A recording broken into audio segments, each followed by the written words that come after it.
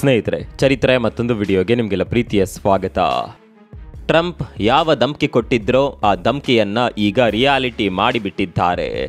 ಜಗತ್ನಲ್ಲೇ ಅತಿ ಹೆಚ್ಚು ತೆರಿಗೆಯನ್ನ ಭಾರತದ ಮೇಲೆ ಹಾಕಿಬಿಟ್ಟಿದ್ದಾರೆ. ಏನೇ ಮಾಡಿದ್ರೂ ಟ್ರಂಪ್ ಎಚ್ಚರಿಕೆಗಳಿಗೆ ಬಗ್ಗದ ಭಾರತ ವಿರುದ್ಧ ಅಮೆರಿಕ ಅಧ್ಯಕ್ಷ ತೆರಿಗೆ ಬ್ರಹ್ಮಾಸ್ತ್ರವನ್ನ ಪ್ರಯೋಗ ಮಾಡಿದ್ದಾರೆ. ಅಲ್ಲಿಗೆ ಇಲ್ಲಿವರೆಗೆ ಭಾರತದ ವಸ್ತುಗಳ ಮೇಲೆ 25% ತೆರಿಗೆ ಈಗ ಡಬಲ್ ಆಗಿ 50% ಆಗಿದೆ. ಟ್ರಂಪ್ ಇಂಥದ್ದೊಂದು ನಿರ್ಧಾರ ತೆಗೆದುಕೊಳ್ತಾ ಇದ್ದಂತೆ ಜಾಗತಿಕ ಮಟ್ಟದಲ್ಲಿ ಭಾರಿ ಬೆಳವಣಿಗೆಗಳು ಆಗೋದಕ್ಕೆ ಶುರುವಾಗಿದೆ. ಅಮೆರಿಕದಿಂದ ನೊಂದ ದೇಶಗಳು ಈಗ ಭಾರತದ ಜೊತೆ ನಿಂತ್ಕೊಳ್ಳೋದಕ್ಕೆ ಶುರು ಮಾಡಿಬಿಟ್ಟಿದ್ದಾವೆ. ಇಲ್ಲಿವರೆಗೆ ಟ್ರಂಪ್ ಜೊತೆ ಮಾತನಾಡ್ತೇನೆ ಅಂತ ಹೇಳ್ತಾ ಇದ್ದ ಬ್ರೆಜಿಲ್ ಅಧ್ಯಕ್ಷರು ಈಗ ಟ್ರಂಪ್ ಜೊತೆಗಿನ ಮಾತುಕತೆಯನ್ನ ಕ್ಯಾನ್ಸಲ್ ಮಾಡಿ ಮೋದಿ ಜೊತೆಗೆ ಮಾತುಕತೆ ನಡೆಸೋದಕ್ಕೆ ಮುಂದಾಗಿದ್ದಾರೆ. ಎಲ್ಲದಕ್ಕಿಂತ ಇಂಟ್ರೆಸ್ಟಿಂಗ್ ಸಂಗತಿ ಅಂದರೆ, ಅತ್ತ ಟ್ರಂಪ್ ಭಾರತದ ಮೇಲೆ ತೆರಿಗೆ ಹೆಚ್ಚಳ ಮಾಡ್ತಾ ಇದ್ದಂತೆ ಇತ್ತ ಮೋದಿ ಚೀನಾಗೆ ಭೇಟಿ ಕೊಡೋದಕ್ಕೆ ಮುಂದಾಗಿದ್ದಾರೆ. ಬರೋಬ್ಬರಿ 7 ವರ್ಷದ ಬಳಿಕ ಭಾರತದ ಪ್ರಧಾನಿ ಚೀನಾಗೆ ಭೇಟಿ ಕೊಡೋದಕ್ಕೆ ಮುಹೂರ್ತ ಫಿಕ್ಸ್ ಆಗಿದೆ. ಅಲ್ಲಿಗೆ ಶತ್ರುವಿನ ಶತ್ರು ಮಿತ್ರ ಅನ್ನುವ ಹಾಗೆ ಭಾರತ ಚೀನಾಗೆ ಹತ್ತಿರವಾಗ್ತಾ ಇದೆ. ಭಾರತ ಹಾಗೂ ಚೀನಾ ನಡುವಿನ ಸಂಬಂಧ ಸಂಪೂರ್ಣವಾಗಿ ಹಳಸಿ ಹೋಗಿತ್ತು. ಇಂತಹ ಸಂಬಂಧವನ್ನ ಸರಿ ಮಾಡಿದ ಕೀರ್ತಿ ಒನ್ಸ್ ಅಗೈನ್ ಟ್ರಂಪ್ಗೆ ಸಲ್ಲುತ್ತೆ. ಇದಕ್ಕೂ ಕೂಡ ಒಂದು ನೊಬೆಲ್ ಪ್ರಶಸ್ತಿ ಕೊಟ್ಬಿಡಿ ಅಂತ ಟ್ರಂಪ್ ಕೇಳಿದ್ರು ಅಚ್ಚರಿ ಇಲ್ಲ. ಅಷ್ಟಕ್ಕೂ ಮೋದಿ ಇದ್ದಕ್ಕಿದ್ದ ಹಾಗೆ ಚೀನಾಗೆ ಭೇಟಿ ಕೊಡ್ತಾ ಇರೋದು ಯಾಕೆ? ಅಮೆರಿಕ ವಿರುದ್ಧ ಭಾರತ ಹಾಗೂ ಚೀನಾ ದೇಶಗಳು ಒಂದಾಗ್ತಾವ?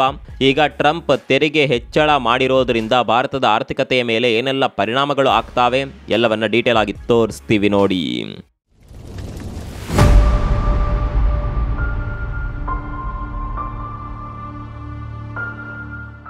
ಈ ಭೂಮಿ ದುಂಡಗಿದೆ. ಇಲ್ಲಿ ಯಾರು ಕೂಡ ಶತ್ರುಗಳು ಅಲ್ಲ, ಯಾರು ಮಿತ್ರರೂ ಕೂಡ ಅಲ್ಲ. ಎಲ್ಲವೂ ಸಮಯ ಸಂದರ್ಭಕ್ಕೆ ಅನುಗುಣವಾಗಿ ಬದಲಾಗ್ತಾ ಇರುತ್ತೆ.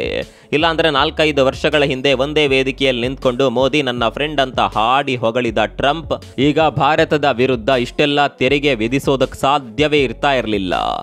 ಮತ್ತೊಂದು ಕಡೆ ಭಾರತವನ್ನ ಅಡಿಯಿಂದ ಮುಡಿವರೆಗೆ ದ್ವೇಷ ಮಾಡ್ತಾ ಇದ್ದ ಚೀನಾ ಮೋದಿಯನ್ನ ತನ್ನ ದೇಶಕ್ಕೆ ಆಹ್ವಾನ ಮಾಡುವ ಯಾವುದೇ ನಿರೀಕ್ಷೆ ಇರಲಿಲ್ಲ. ಆದರೆ ಕಾಲ ಬದಲಾದಂತೆ ಎಲ್ಲವೂ ಬದಲಾಗಿದೆ. ಆಪ್ತ ಸ್ನೇಹಿತ ಟ್ರಂಪ್ ಈಗ ಶತ್ರುವಾಗಿ ಬದಲಾಗಿದ್ದಾರೆ. ಅದೇ ರೀತಿ ಕಟ್ಟರ್ ಶತ್ರು ದೇಶ ಚೀನಾ ಈಗ ಮಿತ್ರನಾಗಿ ಬದಲಾಗುವ ಕಾಲ ಬಂದಿದೆ. ಮೋದಿಯವರ ಚೀನಾ ಭೇಟಿಯ ಬಗ್ಗೆ ಹೇಳ್ತೀವಿ. ಅದಕ್ಕಿಂತ ಮೊದಲು ಸದ್ಯ ಟ್ರಂಪ್ ಹಾಕಿರುವ ತೆರಿಗೆ ಬಗ್ಗೆ ನಿಮಗೆ ಗೊತ್ತಿರಬೇಕು. ಸ್ನೇಹಿತರೆ, ಟ್ರಂಪ್ ತೆರಿಗೆಯ ಬಗ್ಗೆ ನಾವು ಸರಣಿ ವಿಡಿಯೋಗಳನ್ನು ಮಾಡ್ತಾ ಬರ್ತಾ ಇದ್ದೇವೆ. ಹಿಂದಿನ ವಿಡಿಯೋದಲ್ಲಿ ಟ್ರಂಪ್ 24 ಗಂಟೆಯೊಳಗೆ ಭಾರತದ ಮೇಲೆ ತೆರಿಗೆ ಹಾಕ್ತಾರೆ ಅನ್ನುವ ಬಗ್ಗೆ ಹೇಳಿದ್ವಿ. ಈಗ ಹೇಳಿದಂತೆ ಮಾಡಿಬಿಟ್ಟಿದ್ದಾರೆ. ಇಲ್ಲಿವರೆಗೆ 25% ತೆರಿಗೆ ಈಗ ಡಬಲ್ ಆಗಿದೆ. ಅಂದರೆ ಅಮೆರಿಕ ಭಾರತದ ಮೇಲೆ 50% ತೆರಿಗೆ ಹಾಕಿಬಿಟ್ಟಿದೆ. ಟ್ರಂಪ್ ಭಾರತದ ಮೇಲೆ ತೆರಿಗೆ ಹಾಕೋದಕ್ಕೆ ಕಾರಣ ಏನು ಅನ್ನೋದು ನಿಮಗೆಲ್ಲ ಗೊತ್ತಿರಬಹುದು. ಭಾರತ ರಷ್ಯಾದಿಂದ ತೈಲ ಖರೀದಿ ಮಾಡ್ತಾ ಇದೆ. ರಷ್ಯಾದ ಜೊತೆ ವ್ಯಾಪಾರ ಮಾಡಿದರೆ ಭಾರತ ರಷ್ಯಾಗೆ ಫಂಡಿಂಗ್ ಮಾಡಿದ ರೀತಿ ಆಗುತ್ತೆ ಅನ್ನೋದು ಟ್ರಂಪ್ ಅಪವಾದ. ಟ್ರಂಪ್ ಈ ಬಗ್ಗೆ ಭಾರತಕ್ಕೆ ಎಚ್ಚರಿಕೆ ಕೊಟ್ಟಿದ್ರು.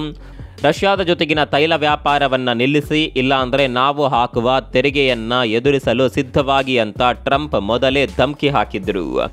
ಆದರೆ ಭಾರತ ಇದ್ಯಾವುದಕ್ಕೂ ಕೇರ್ ಮಾಡಲೇ ಇಲ್ಲ. ಇದರಿಂದ ರೊಚ್ಚಿಗೆದ್ದ ಟ್ರಂಪ್ ಈಗ ಭಾರತದ ಮೇಲೆ ಡಬಲ್ ತೆರಿಗೆ ಹಾಕಿದ್ದಾರೆ. ಅಲ್ಲಿಗೆ ಅಮೆರಿಕದ ತೆರಿಗೆ ಲಿಸ್ಟ್ನಲ್ಲಿ ಭಾರತ ಮೊದಲ ಸ್ಥಾನದಲ್ಲಿ ಬಂದುಬಿಟ್ಟಿದೆ. ಇಲ್ಲಿವರೆಗೆ ಬ್ರೆಜಿಲ್ ಮೊದಲ ಪ್ಲೇಸ್ನಲ್ಲಿತ್ತು. ಈಗ ಭಾರತಕ್ಕೆ ಟಾಪ್ ಸ್ಥಾನ ಸಿಕ್ಕಿಬಿಟ್ಟಿದೆ. ಇಂಟ್ರೆಸ್ಟಿಂಗ್ ಸಂಗತಿ ಏನು ಗೊತ್ತಾ? ನಮಗಿಂತ ಹೆಚ್ಚು ರಷ್ಯಾದಿಂದ ತೈಲ ಖರೀದಿ ಮಾಡುವ ಚೀನಾಗೂ ಕೂಡ ನಮ್ಮಷ್ಟು ತೆರಿಗೆಯನ್ನ ಅಮೆರಿಕ ಹಾಕಿಲ್ಲ. ಹಾಕುವ ಧೈರ್ಯ ಕೂಡ ಅದಕ್ಕಿಲ್ಲ. ಇದೇ ಕಾರಣಕ್ಕಾಗಿ 90 ದಿನಗಳ ಟೈಮನ್ನ ಚೀನಾಗೆ ಅಮೆರಿಕ ಕೊಟ್ಟಿದೆ. ಚೀನಾಗೆ ಸದ್ಯ ಇರೋದು ಕೇವಲ 30% ತೆರಿಗೆ ಮಾತ್ರ. ಆದರೆ ಭಾರತದ ಮೇಲೆ 50% ತೆರಿಗೆ ವಿಧಿಸಲಾಗಿದೆ. ಬ್ರೆಜಿಲ್ ಮೇಲೆ ಕೂಡ 50% ತೆರಿಗೆ ವಿಧಿಸಿದೆ. ಈ ವಿಚಾರದಲ್ಲಿ ಬ್ರೆಜಿಲ್ ಹಾಗೂ ಭಾರತ ಸಮಾನ ದುಃಖಿಗಳು. ಇಲ್ಲಿವರೆಗೆ ಬ್ರೆಜಿಲ್ ತೆರಿಗೆ ಕುರಿತಂತೆ ಅಮೆರಿಕದ ಜೊತೆ ಮಾತುಕತೆ ನಡೆಸೋದಕ್ಕೆ ಮುಂದಾಗಿತ್ತು. ಟ್ರಂಪ್ ಕೂಡ ಬ್ರೆಜಿಲ್ ಅಧ್ಯಕ್ಷರಿಗೆ ಮಾತುಕತೆಗೆ ಆಹ್ವಾನ ನೀಡಿದ್ರು. ಆದರೆ ಯಾವಾಗ ಭಾರತದ ಮೇಲೆ ಕೂಡ 50% ತೆರಿಗೆ ವಿಧಿಸಿದ್ರೋ ಆಗಲೇ ಬ್ರೆಜಿಲ್ ಅಧ್ಯಕ್ಷ ಅಮೆರಿಕ ಜೊತೆಗಿನ ಮಾತುಕತೆಯನ್ನ ಕ್ಯಾನ್ಸಲ್ ಮಾಡಿ ಮೋದಿ ಜೊತೆ ಮಾತುಕತೆ ನಡೆಸೋದಕ್ಕೆ ಮುಂದಾಗಿದ್ದಾರೆ. ಟ್ರಂಪ್ ಜೊತೆ ಮಾತನಾಡುವ ಅಗತ್ಯವೇ ಇಲ್ಲ, ಮಾತುಕತೆ ಮಾಡೋದಿದ್ರೆ ನಾನು ಮೋದಿ ಜೊತೆ ಮಾತನಾಡ್ತೇನೆ ಅಂತ ಬ್ರೆಜಿಲ್ ಅಧ್ಯಕ್ಷ ನೇರವಾಗಿ ಹೇಳಿಬಿಟ್ಟಿದ್ದಾರೆ. ಇನ್ನು ಟ್ರಂಪ್ ಈ ತೆರಿಗೆ ಸಮರದಿಂದ ಭಾರತಕ್ಕೆ ಏನೆಲ್ಲ ತೊಂದರೆ ಆಗಬಹುದು ಅನ್ನೋದನ್ನ ನಾವು ಈ ಹಿಂದಿನ ವಿಡಿಯೋದಲ್ಲೇ ಹೇಳಿದ್ದೇವೆ. ಭಾರತದ ವಸ್ತುಗಳಿಗೆ ಅಮೆರಿಕದಲ್ಲಿ ಬೇಡಿಕೆ ಕಡಿಮೆ ಆಗುತ್ತೆ. ಬೇಡಿಕೆ ಕಡಿಮೆ ಆದಾಗ ಭಾರತದ ಉತ್ಪಾದನಾ ಕ್ಷೇತ್ರದ ಮೇಲೆ ಹೊಡೆತ ಬೀಳುತ್ತೆ. ಉತ್ಪಾದನಾ ಕ್ಷೇತ್ರದ ಮೇಲೆ ಹೊಡೆತ ಬಿದ್ದಾಗ ಉದ್ಯೋಗಗಳು ಕಡಿಮೆ ಆಗುತ್ತೆ. ನಿರುದ್ಯೋಗ ಸಮಸ್ಯೆ ಹೆಚ್ಚಾಗುತ್ತೆ. ಇದು ನಮ್ಮ ಆರ್ಥಿಕತೆಯ ಮೇಲೆ ನೇರವಾಗಿ ಪೆಟ್ಟು ಕೊಡುತ್ತೆ. ಯಾವೆಲ್ಲ ಕ್ಷೇತ್ರದ ಮೇಲೆ ಪರಿಣಾಮ ಬೀರುತ್ತೆ ಅನ್ನೋದನ್ನ ಕೂಡ ನಾವು ಈ ಹಿಂದಿನ ವಿಡಿಯೋದಲ್ಲೇ ವಿವರವಾಗಿ ಹೇಳಿದ್ದೇವೆ. ಸ್ನೇಹಿತರೆ, ನಾವು ಒಂದು ವಿಚಾರವನ್ನ ಪದೇ ಪದೇ ಹೇಳ್ತಾ ಇದ್ದೇವೆ. ಭಾರತಕ್ಕೆ ಅಮೆರಿಕ ತೆರಿಗೆ ಸಮರದಿಂದ ಖಂಡಿತವಾಗಿಯೂ ತೊಂದರೆ ಆಗುತ್ತೆ. ಇದರ ಜೊತೆಗೆ ಅಮೆರಿಕಾಗೂ ಕೂಡ ತೊಂದರೆ ಆಗಿಯೇ ಆಗುತ್ತೆ. ಅದರಲ್ಲೂ ಅಮೆರಿಕದ ನಾಗರಿಕರಿಗೆ ಬೆಲೆ ಏರಿಕೆ ಕಾಡಲಿದೆ. ಹೀಗಾಗಿ ಮುಂದಿನ ದಿನಗಳಲ್ಲಿ ಟ್ರಂಪ್ ನಿರ್ಧಾರದ ವಿರುದ್ಧ ಅಲ್ಲಿನ ಜನರೇ ಸಿಡಿದೆದ್ದು ಬಿಟ್ರೆ ಅಚ್ಚರಿ ಪಡಬೇಕಾಗಿಲ್ಲ. ಇದು ಒಂದು ಹೊಡೆತ ಆದರೆ ಮತ್ತೊಂದು ಕಡೆ ಅಮೆರಿಕದ ಶತ್ರುಗಳು ಒಂದಾಗ್ತಾ ಹೋಗ್ತಾರೆ. ಈಗಾಗಲೇ ರಷ್ಯಾ ಹಾಗೂ ಚೀನಾ ದೇಶಗಳು ಅಮೆರಿಕದ ವಿರುದ್ಧ ಒಗ್ಗಟ್ಟಾಗಿ ಇದ್ವು. ಈಗ ಆ ಸಾಲಿಗೆ ಭಾರತ ಕೂಡ ಸೇರಿಕೊಳ್ತಾ ಇದೆ. ಭಾರತದ ಜೊತೆ ಬ್ರೆಜಿಲ್ ಕೂಡ ಬರುವ ಸಾಧ್ಯತೆ ಇದೆ. ಒಂದೇ ಮಾತಿನಲ್ಲಿ ಹೇಳಬೇಕು ಅಂದರೆ ಅಮೆರಿಕ ತನ್ನ ಸ್ನೇಹಿತ ದೇಶಗಳನ್ನು ಕಳೆದುಕೊಳ್ಳುತ್ತಾ ಹೋಗುತ್ತೆ. ಮುಂದೆ ಜಗತ್ತಿನ ದೈತ್ಯ ಶಕ್ತಿಗಳಾದ ಚೀನಾ, ರಷ್ಯಾ ಹಾಗೂ ಭಾರತ ಸೇರಿಕೊಂಡು ಅಮೆರಿಕದ ವಿರುದ್ಧ ತಿರುಗಿ ಬೀಳೋದಕ್ಕೆ ಶುರು ಮಾಡಿದರೆ ಆ ಏಟನ್ನು ತಡೆದುಕೊಳ್ಳೋದಕ್ಕೆ ಅಮೆರಿಕಾಗೆ ಸಾಧ್ಯವೇ ಇಲ್ಲ. ಟ್ರಂಪ್ ಈಗಿನ ಲಾಭವನ್ನು ನೋಡಿಕೊಂಡು ಹೀಗೆಲ್ಲ ಮಾಡ್ತಾ ಇದ್ದಾರೆ. ಆದರೆ ಭವಿಷ್ಯದಲ್ಲಿ ಇದರ ಪರಿಣಾಮ ಏನು ಅನ್ನೋದು ಟ್ರಂಪ್ಗೆ ಗೊತ್ತಿಲ್ಲ. ಟ್ರಂಪ್ ಇದರ ಬಗ್ಗೆ ಯೋಚನೆ ಕೂಡ ಮಾಡೋದಿಲ್ಲ. ಕಾರಣ ಟ್ರಂಪ್ ಇನ್ಮೇಲೆ ಅಮೆರಿಕದ ಅಧ್ಯಕ್ಷರಾಗೋದಕ್ಕೆ ಸಾಧ್ಯವಿಲ್ಲ. ಟ್ರಂಪ್ರ 2 ಟರ್ಮ್ನ ಅವಧಿ ಈ ಸಲಕ್ಕೆ ಮುಗಿಯುತ್ತೆ. ಅಮೆರಿಕದಲ್ಲಿ ಒಬ್ಬ ಅಧ್ಯಕ್ಷ 2 ಸಲಕ್ಕಿಂತ ಹೆಚ್ಚು ಬಾರಿ ಅಧ್ಯಕ್ಷರಾಗೋದಕ್ಕೆ ಆಗೋದಿಲ್ಲ. ಹೀಗಾಗಿ ಭವಿಷ್ಯದ ಬಗ್ಗೆ ಟ್ರಂಪ್ ಯಾವುದೇ ಕಾರಣಕ್ಕೂ ತಲೆ ಕೆಡಿಸಿಕೊಳ್ಳೋದೇ ಇಲ್ಲ. ಇನ್ನು ನಾವು ಭಾರತ, ಚೀನಾ ಹಾಗೂ ರಷ್ಯಾ ದೇಶಗಳು ಒಂದಾಗುವ ಬಗ್ಗೆ ಹೇಳಿದ್ವಿ. ಅದಕ್ಕೆ ಸಾಕ್ಷಿ ಅನ್ನುವ ಹಾಗೆ ಈಗ ಭಾರತದ ಪ್ರಧಾನಿ ಮೋದಿ ಚೀನಾಗೆ ಭೇಟಿ ಕೊಡೋದಕ್ಕೆ ಸಜ್ಜಾಗಿದ್ದಾರೆ. ಬರೋಬ್ಬರಿ 7 ವರ್ಷಗಳ ಬಳಿಕ ಮೋದಿ ಚೀನಾಗೆ ಭೇಟಿ ಕೊಡಲಿದ್ದಾರೆ. ಈ ಮೂಲಕ ಅಮೆರಿಕಾಗೆ ದೊಡ್ಡದೊಂದು ಸಂದೇಶವನ್ನ ರವಾನೆ ಮಾಡಲಿದ್ದಾರೆ.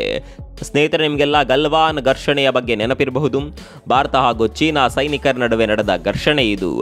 ಈ ಘರ್ಷಣೆಯ ಬಳಿಕ ಚೀನಾ ಹಾಗೂ ಭಾರತದ ನಡುವಿನ ಸಂಬಂಧ ಸಂಪೂರ್ಣವಾಗಿ ಹದಗೆಟ್ಟಿತ್ತು. ಆನಂತರ ಭಾರತದ ಪ್ರಧಾನಿ ಚೀನಾಗೆ ಭೇಟಿ ಕೊಟ್ಟಿರಲಿಲ್ಲ. ಪ್ರಧಾನಿ ಮೋದಿ ಚೀನಾಗೆ ಕೊನೆಯದಾಗಿ ಭೇಟಿ ಕೊಟ್ಟಿದ್ದು 2019ರಲ್ಲಿ. ಇದಾದ ಬಳಿಕ ಇದೇ ಮೊದಲ ಬಾರಿಗೆ ಮೋದಿ ಚೀನಾಗೆ ಭೇಟಿ ಕೊಡ್ತಾ ಇದ್ದಾರೆ.